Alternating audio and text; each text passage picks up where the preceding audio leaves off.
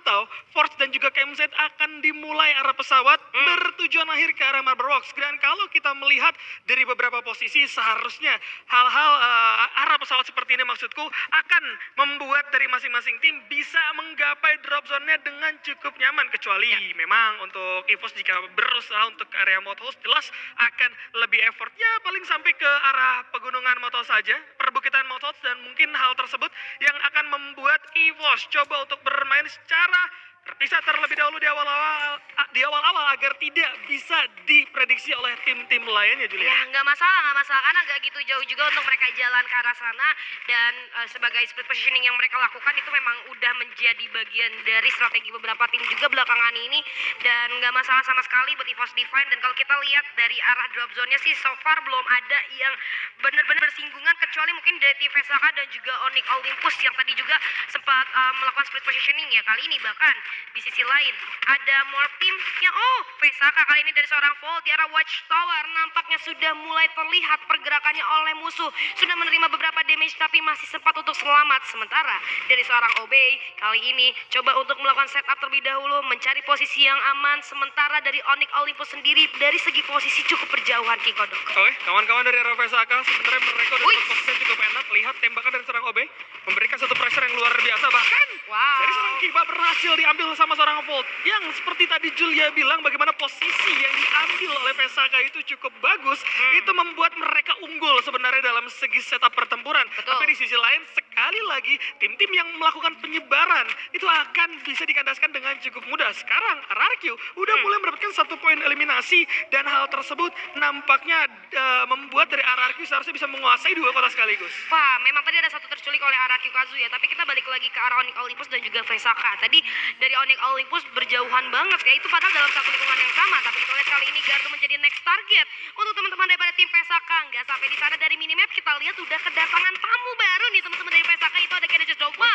Dimana kita lihat ada serangan yang cukup sakit karena seorang Panji, tapi Obey membalaskan dengan cukup tuntas ke arah seorang Del. Kali ini dimana kita lihat dari Obey melakukan duel jarak dekat, namun coba untuk melakukan revive terhadap temannya terlebih dahulu. Yes, dari sisi lain sudah terlihat nampaknya, tapi Volt dari arah yang cukup jauh kali ini mencoba melakukan backup fire, dan juga dari seorang Y bisa menumbangkan seorang Yos kali ini mempermudah serangan. Tapi ternyata dari seorang Obey pun terlihat jelas pergerakannya harus terjatuh kali ini, menyisakan 3 player. Tapi dari Genesis Dogma masih bisa untuk lengkap secara berempat, dimana kita lihat Borgai dan kawan-kawan berlindung terlebih dahulu di rumah kayu dan coba untuk menutup jalan masuk menggunakan glue wall-nya.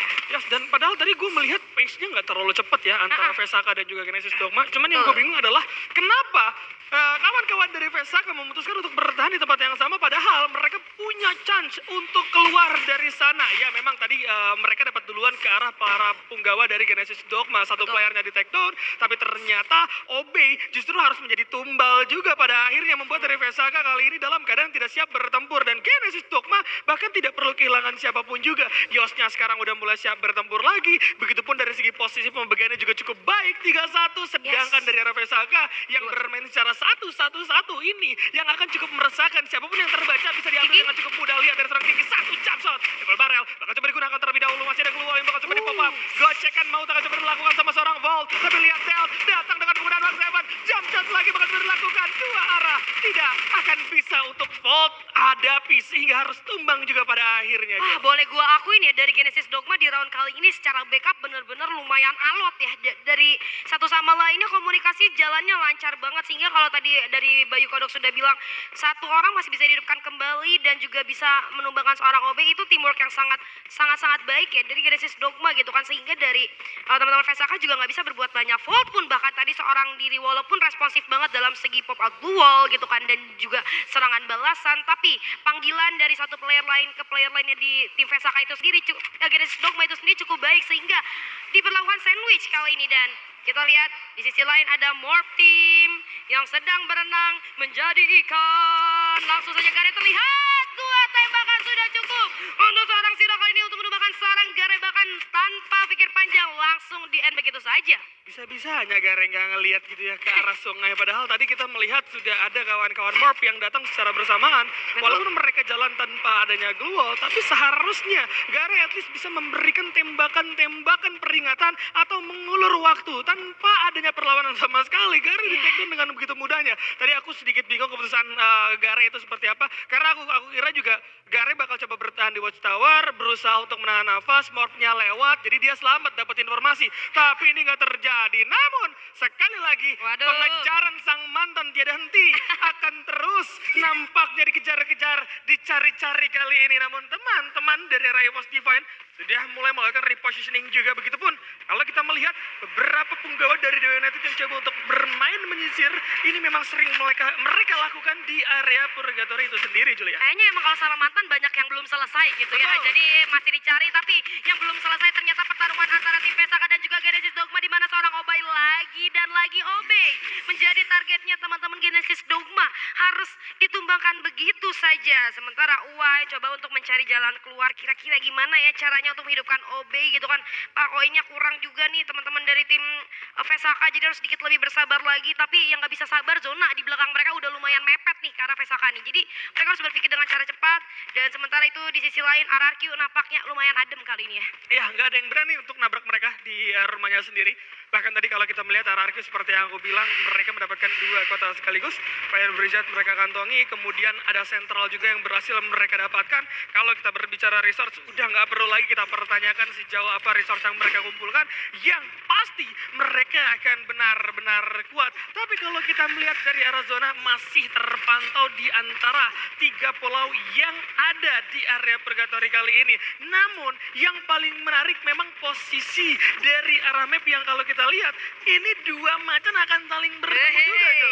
Ada 2 macan beda warna kali ini yang akan bertemu tentunya. Secara positioning tentunya dari EVOS Divine harusnya sedikit lebih unggul daripada TWE.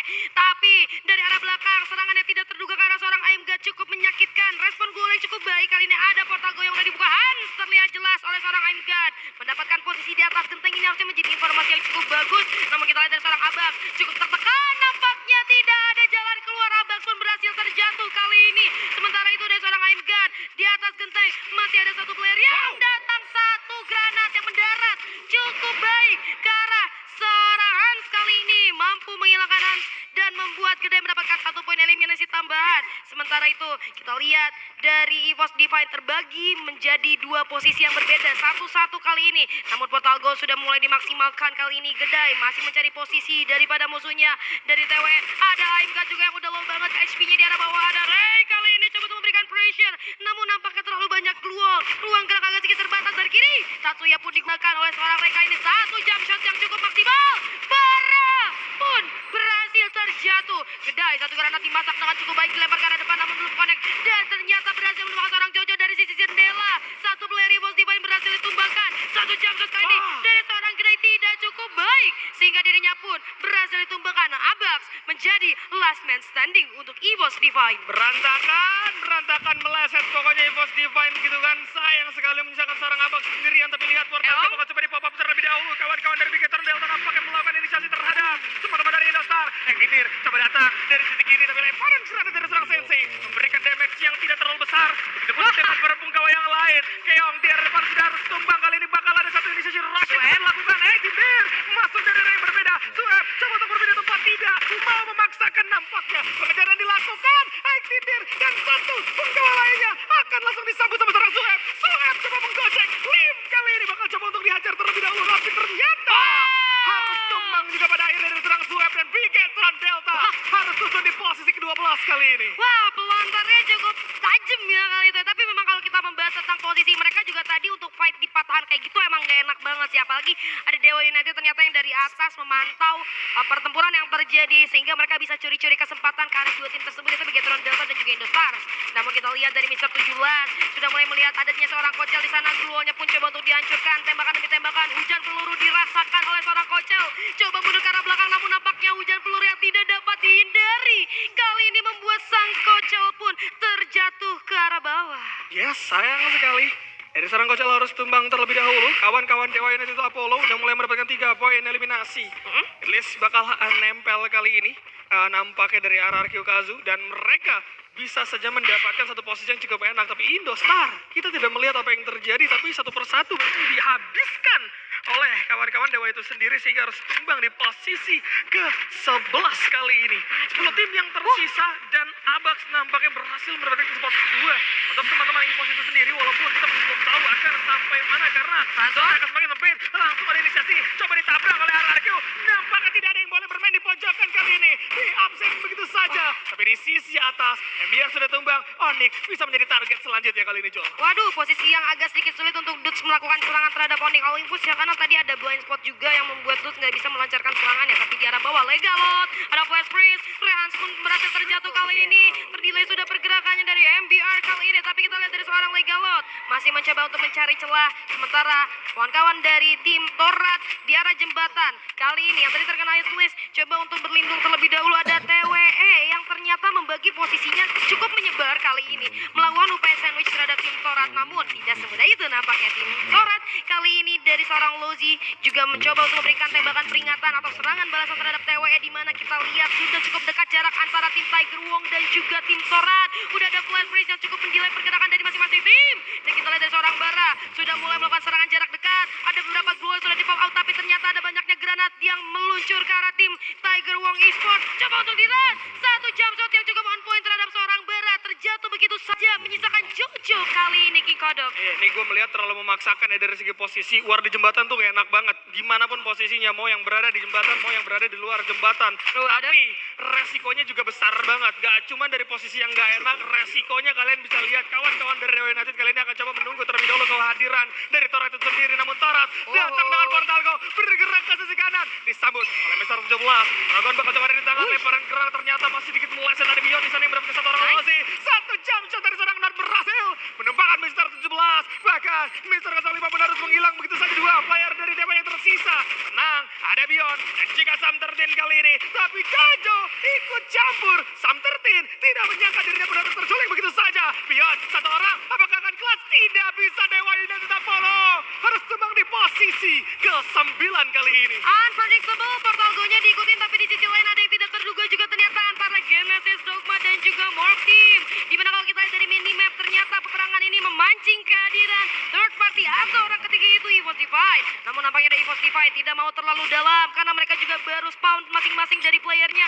Dari segi resource cukup minim, namun kita lihat kali ini udah ada granat yang dilempar dari seorang Yos. Apakah connect? Ternyata masih belum.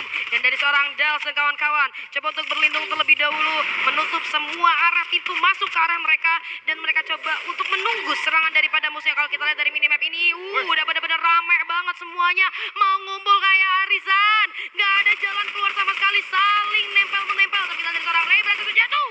EVOS Divide harus buat di posisi ke-7. Sementara itu kita lihat dari seorang Borgai masih menunggu adanya serangan yang arah mereka. Tapi kita lihat dari luar ada Dals menggunakan portal go langsung keluar begitu saja. Ada flash freeze, begitu pula dengan ada banyak luol yang sudah ia buka. Dari Yos masih belum bisa ke arah luar karena banyak banget tim yang ada di sekitar mereka, King Kodok. Yes, EVOS mendapatkan posisi kesukaannya peringkat ke-7 kali ini ya. Dan nampaknya gue melihat tadi ada TWE juga yang harus tumbang di posisi ke-8 karena menyisakan seorang Jojo yang harus termakan zona, tidak memiliki jalan keluar. Untuk keluar dari zona dapat triple kill, itu Jojo udah melakukan hal yang luar biasa menurut gue dalam posisi yang tidak enak sama sekali. Genesis Dogma masih ada 3 anggota kali ini, 8 poin eliminasi di tangan. Mereka masih bisa mendapatkan satu rumah tahu terlebih dahulu. Tapi lihat, Onyx bakal coba dicari. Satu pun kau dari Genesis Dogma cukup berani kali ini. Borgai yang menjadi satu orang terdepan berhasil mendapatkan nyawa dari seorang Gardu. Tiba datang memberikan bala bantuan dan langsung diselesaikan begitu saja. Nampaknya tidak akan terlalu lama dan Gardu masih bisa bertahan. Onyx Olympus masih cukup nyaman berada di dalam zona kali ini. Wah, nyaris saja ya dari seorang Gardu tadi berhasil terpick up, tapi Legalot lagi-lagi mengendarai monster trucknya kali ini. Percaya kepada timnya, semua ditabrak. Ayo kamu sini. Bakal coba untuk ditabrak-tabrakin aja, masih belum ada backup dari RRQ yang lain. Tapi kita lihat dengan 10 poin eliminasi, gua rasa RRQ Kazu cukup berani kali ini untuk melakukan hal tersebut. Dimana kita lihat Legalot sudah berhenti turun, MBR Epsilon pun harus turun di posisi ke-5. Sementara Legalot kehilangan cukup banyak HP-nya, harus mundur dulu sedikit. Dos dengan pelontarnya masih mencari target untuk dirinya, tapi ternyata tidak semudah itu karena terlalu banyak peluang yang menghalangi. Satu granat dimasak dengan cukup matang, dapat ke depan. Kita dari seorang Gado berhasil mendapatkan next target itu Legalot, dan kita lihat dari seorang Razor pun kembali menyusul seorang Legalot terus terduduk di sana, tapi masih bisa diselamatkan. Abai mencoba untuk melempar Gumerter ke arah teman-teman daripada Onyx Olympus, di mana dua player Onyx Olympus kali ini agak sedikit kesulitan menghadapi gempuran daripada Hierarchy Kazu. Satu charge buster untuk dicas. Sayang sekali ada Gare di sana dengan pelontarnya Kikodo. Ini dia bos, Kapten Gareth. Luar biasa sekali. Satu M79 menyelesaikan 3 player dari RRQ yang cukup aktif. Dan kali ini nampaknya Mob masih ada 3 anggota. Onyx harus kandas di posisi ketiga. Torat, satu penggawa yang tersisa. 3 lawan 1 akan coba dicari. North coba untuk mencari posisi. Nampaknya tidak akan bisa. Satu tapi bakal coba keberat maju kali ini. Ditabrak dengan begitu cepat. Dan Torat harus tumbang lagi dan lagi. Mob berhasil mendapatkan Buya. Buya kedua Morph Team untuk hari ini. Wow, Morph Team diam-diam 2 kali buya. Dan kalau kita melihat dari Morph Team sendiri, permainan yang cukup disiplin untuk 2 round pembuka kita ya, dimana dari segi rotasi mereka pelan-pelan dan juga mereka membaca situasi dengan cukup baik. Mereka tahu timingnya kapan mereka join fight.